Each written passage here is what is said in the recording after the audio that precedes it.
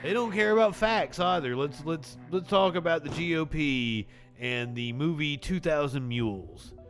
Arizona GOP legislators rolled out the red carpet for 2000 Mules, and law enforcement gave the movie what amounts to 2 thumbs down. Is this a local news hit or is this something different?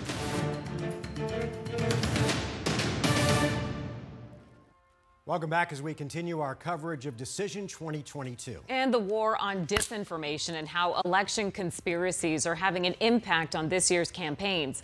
Good evening, I'm Kariba Devine. I'm Mark Curtis. On Friday, the Attorney General's office announced key players in an election conspiracy claim misled the public and never provided evidence that they claim to have. But one expert on disinformation says that a lot of damage has already been done. Team 12's Joe Dana explains. So that they can explain what they have. Thank you, Shauna. On May 31st, Republican state lawmakers held an unusual hearing involving extraordinary claims about U.S. elections. Make sure that these elections are secure. East Phoenix lawmaker Shauna Bullock hosted the hearing, giving the floor to 2 self-described election watchdogs from Texas. So I just want to thank you for being here. Catherine Engelbrecht and Greg Phillips. Catherine and I are working with Sheriff Lamb and other sheriffs around the country. Their theory was the premise of the Where's 2000 Mules movie, touted repeatedly by top GOP candidates for office. Candidate for Governor Kari Lake chided reporters for not giving more attention to the movie's claims. We're going to go watch the movie 2000 Mules, which I hope that the Arizona Republic will finally open their eyes and cover. Our elections were stolen from us. The movie claims geolocation, cell phone data, and surveillance videos prove nonprofit organizations paid mules to illegally collect and deposit ballots into drop boxes, rigging the election for Joe Biden. True the Vote has the largest store of election intelligence for the 2020 elections in the world. During the hearing, this is like it's impressive production value. That's what wows these people. Are you able to disclose which nonprofit organizations? We would love to put that list out. The but is, we also need law enforcement to be able to do their jobs. They were also asked if they shared their allegedly damning geolocation evidence with the state attorney general. There seems to be a bit of controversy amongst us. They'll get another copy of it. And what about the FBI? We have already given this data to the FBI. But on Friday, Arizona Attorney General Chief Special Agent Reginald Grigsby slammed the two for their claims and recommended Engelbrecht and Phillips be investigated by the FBI, writing, True the Vote is adamant it had evidence of ballot stuffing and voting fraud despite repeated requests. True the Vote never did provide the information it purported to have in its possession. And True the Vote began to publicly assert they provided us with the information and the Phoenix office of the FBI.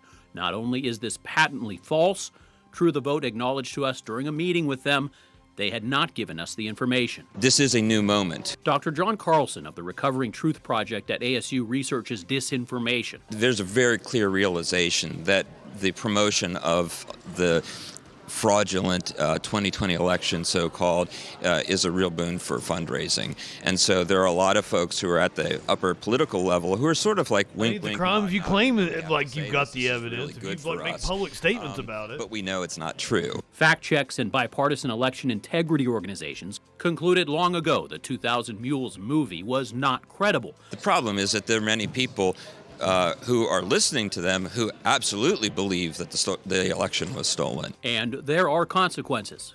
With the information that you provided to us, Representative Bullock said more than 100 so-called voter integrity bills proposed at the legislature were influenced in part on 2000 Mules. Carlson calls hearings like this political theater. He says voters should pay attention not to what people and politicians claim on blogs and in movies, but what is actually provided as evidence under oath. Offering testimony in a court of law where if you don't speak the truth, you can be held accountable and liable for perjury. He worries too many voters Don't believe a movie by a convicted felon. The real concern going forward, I think, is that those who might want to subvert the rules, change the rules, or engage in anti-democratic behavior, even violence, if you don't win. We asked Representative Bullock and candidate for Governor Kari Lake if they have a response to the Attorney General's letter about 2000 Mules. So far, they have not responded to our requests. Joe Dana, 12 News. I like their mural they had behind him. That was nice. I give props to these local stations when they deserve it.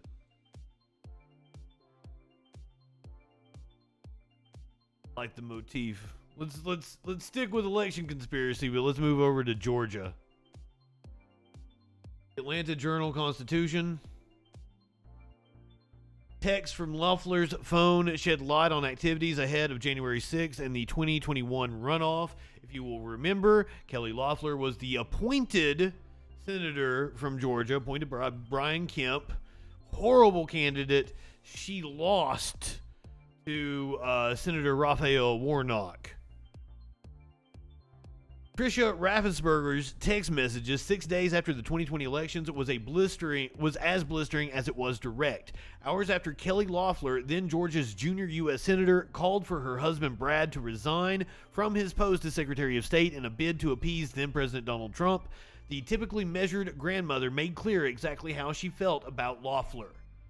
Never did I think you were the kind of person to unleash such hate and fury on someone in political office of the same party, Tricia Raffensperger wrote, noting that her family is under siege because you didn't have the decency or good manners to come and talk to my husband with any questions you may have had. I hold you personally responsible, she added, for anything that happens to any of my family, from my husband, children, and grandchildren.